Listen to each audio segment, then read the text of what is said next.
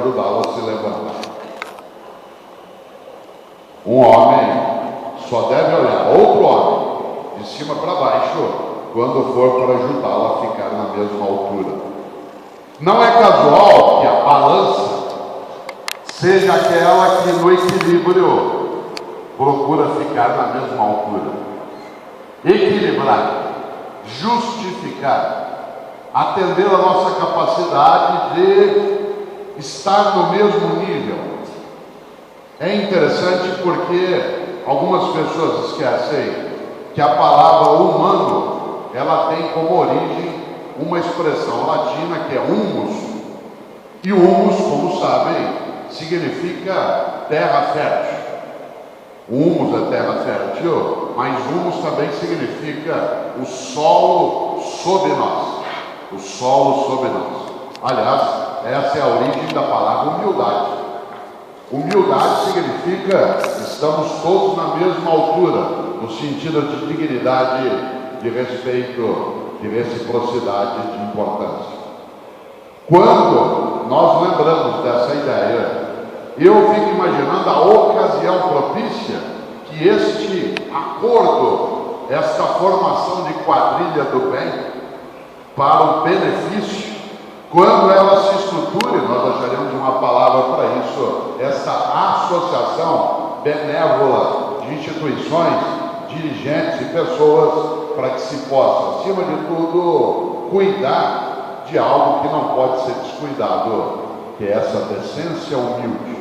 Aliás, cordialidade, pelo óbvio, principia pela ideia de coração, daquilo que eu acolho em mim, de cordes, portanto, o que está em mim como sendo algo de conexão, mas acima de tudo é necessário cautela para não confundir cordialidade com subserviência. Uma pessoa cordial não é uma pessoa subserviente. Uma pessoa subserviente é aquela que se humilha, se acovarda, que se enfraquece. Uma pessoa cordial é aquela que olha a outra pessoa como outra pessoa e não como um menos. Interessante isso. Há pessoas que não têm essa percepção. Nós que moramos em São Paulo, aqueles que estamos aqui hoje, que moramos nesta cidade, sabemos o quanto nós somos pouco cordiais com a cidade, com o lugar, com o ambiente. Aliás, acabamos ficando pouco cordiais umas com as outras. Há uma disputa intensa pelo espaço, pelo lugar, pela possibilidade de suprir carências. Isso nos leva a uma relação que é marcada pela ausência de cordialidade. Mas o fato de assim ser não significa que assim deva ser. Por isso, quando se traz aqui hoje a ideia de justiça cordial, eu me lembrei de algo decisivo. Foi dito aqui pelo nosso mestre de cerimônias, que eu fui secretário de Educação na cidade de São Paulo, como fui, e antes de mim o secretário era o professor Paulo Freire. Paulo Freire, um estupendo pernambucano. Algumas pessoas não sabem, mas Paulo Freire era advogado. Muita gente imagina Paulo Freire como pedagogo, mas ele era advogado, ele chegou inclusive a exercer a advocacia. E Paulo Freire, alguns talvez não saibam, é o patrono da educação brasileira. Assim como o Duque de Caxias do Exército, da Mandaré da Marinha, Paulo Freire é o patrono da educação brasileira desde abril de 2012, num decreto presidencial. E talvez algumas pessoas não saibam, Paulo Freire é o brasileiro com o maior número de títulos de doutorado honoris causa da história do Brasil. O Brasil vai fazer 514 anos, dia 22. E Paulo Freire, sozinho, tem mais títulos de doutorado do que os dois brasileiros que vêm na sequência, depois dele, juntos. E olha que coisa, Paulo Freire, quando morreu, no dia 2 de maio de 1997, já houvera recebido 36 títulos de doutorado. Harvard, Princeton, Cambridge, Oxford, Bolonha, Paris 4, Massachusetts, etc. Aliás, recebeu mais 5 pós-mortem. Paulo Freire, repito, sozinho, tem mais títulos de doutorado do que os dois brasileiros que vêm juntos na sequência, que são muito bons. Porque depois de Paulo Freire, o brasileiro mais honrado fora do Brasil é o mineiro, já falecido, o antropólogo, o senador Darcy Ribeiro, grande sonhador, estupendo pensador no campo da dignidade coletiva.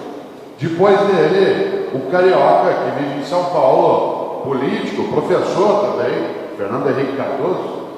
Mas Paulo Freire, sozinho, tem mais que anos. E eu tive a honra de trabalhar com Paulo Freire 17 anos, seja porque eu era o secretário adjunto quando ele foi secretário na capital, seja porque eu o substituí depois, nos 2 anos subsequentes, quando ele deixou a gestão municipal. E Paulo Freire, apesar desse tipo de elevação, era absolutamente cordial. Aliás, isso só o engrandecia. E eu estou mencionando isso por algo que direi agora na sequência. Paulo Freire era uma pessoa absolutamente humilde, jamais subserviente, mas era humilde. A subserviência, como disse, é quando você se acovarda, se enfraquece, se humilha. Uma pessoa humilde é aquela que sabe que não sabe tudo, aquela que sabe que não é a única que sabe, aquela que sabe que a outra pessoa sabe que ela não sabe, aquela que sabe que ela e a outra pessoa saberão muita coisa juntas, aquela que sabe que ela e a outra pessoa nunca saberão tudo que pode ser sabido. Foi claro. Humildade não é subserviência. E Paulo Freire, presidente, ainda tinha algo incrível, se chamava Paulo. Muita gente talvez não saiba, mas Paulo em latim significa pequeno. Aliás, essa é a razão do nossa cidade e nosso estado ter esse nome. Quando os 2 jesuítas fundaram a cidade em 25 de janeiro, na crença dos cristãos, 25 de janeiro é o dia em que um judeu chamado Saul, ele adere à mensagem cristã.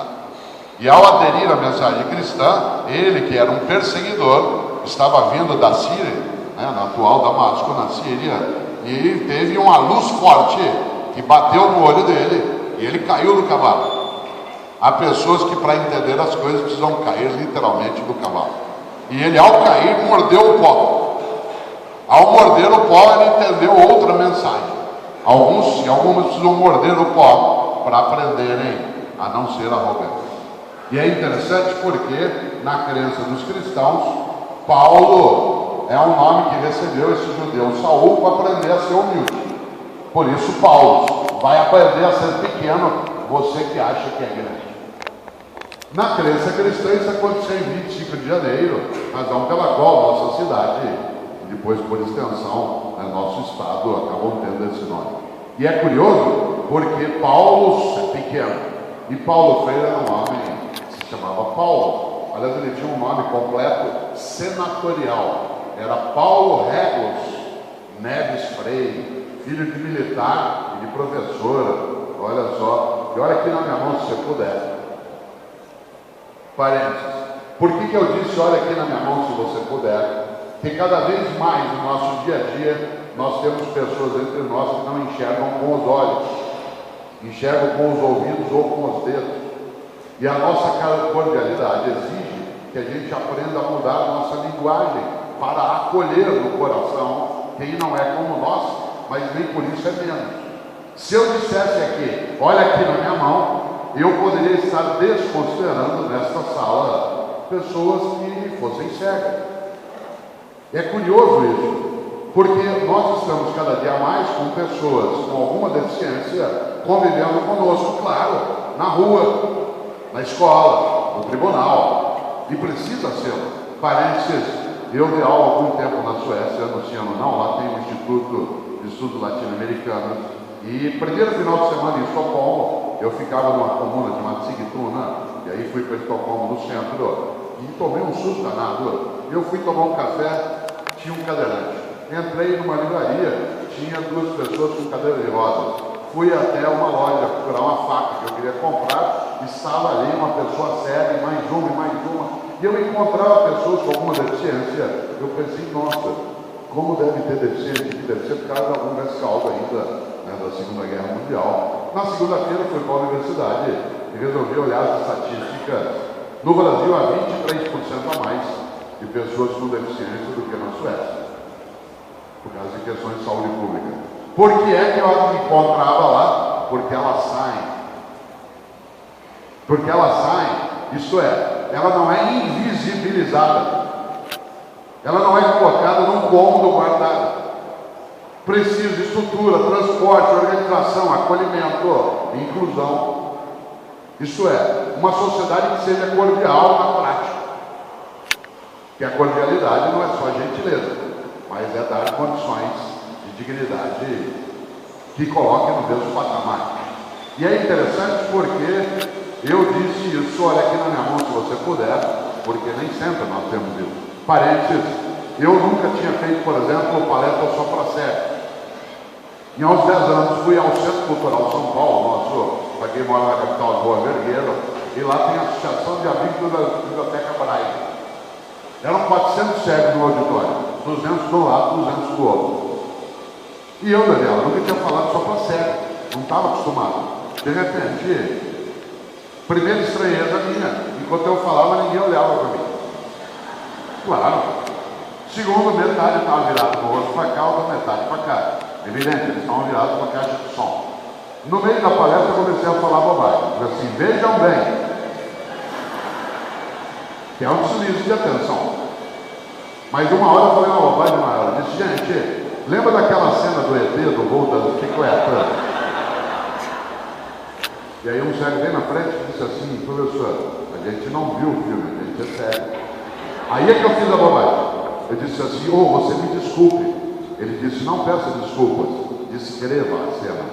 A gente é cego, a gente não é tonto. Ele não estava me admoestando, ele estava me ensinando. Isto é, não tenha pena de mim. Aprenda a fazer de outro jeito. Não tenha piedade.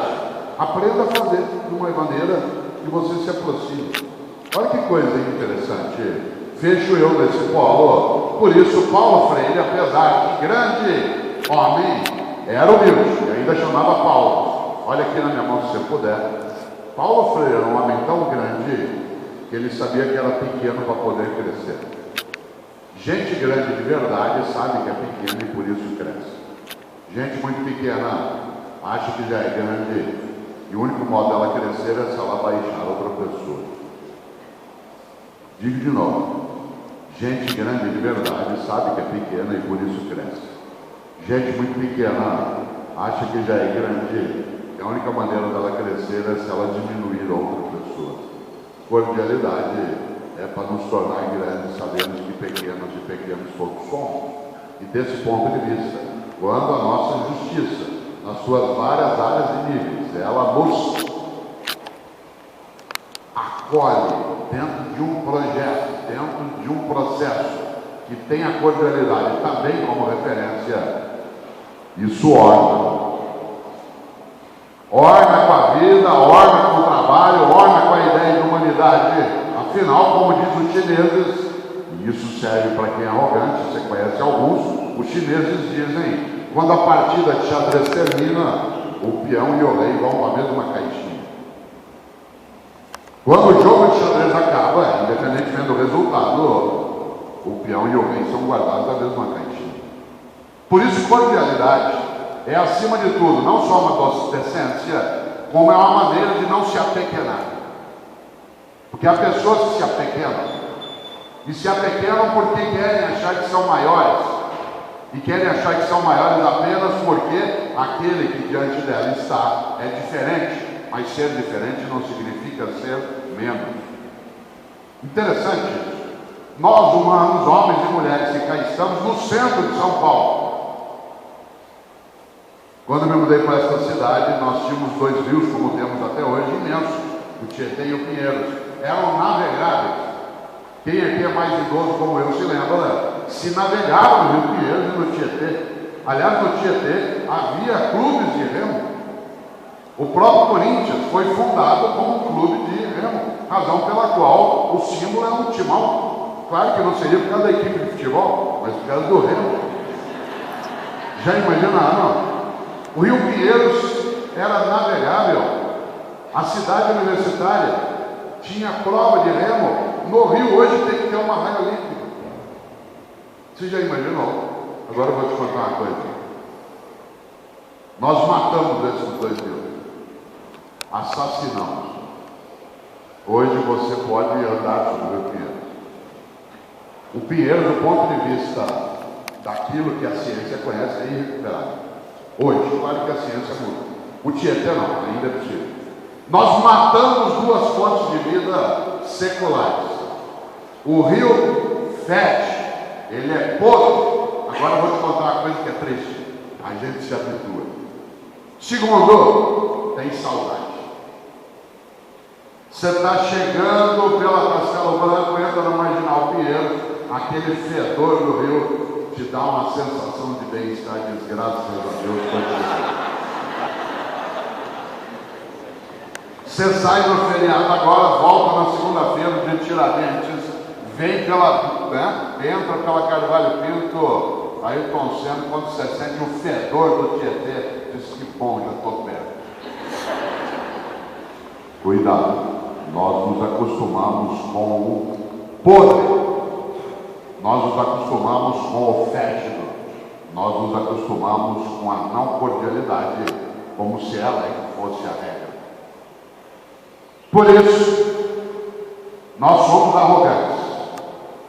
Aliás, nós matamos os rios com essa condição.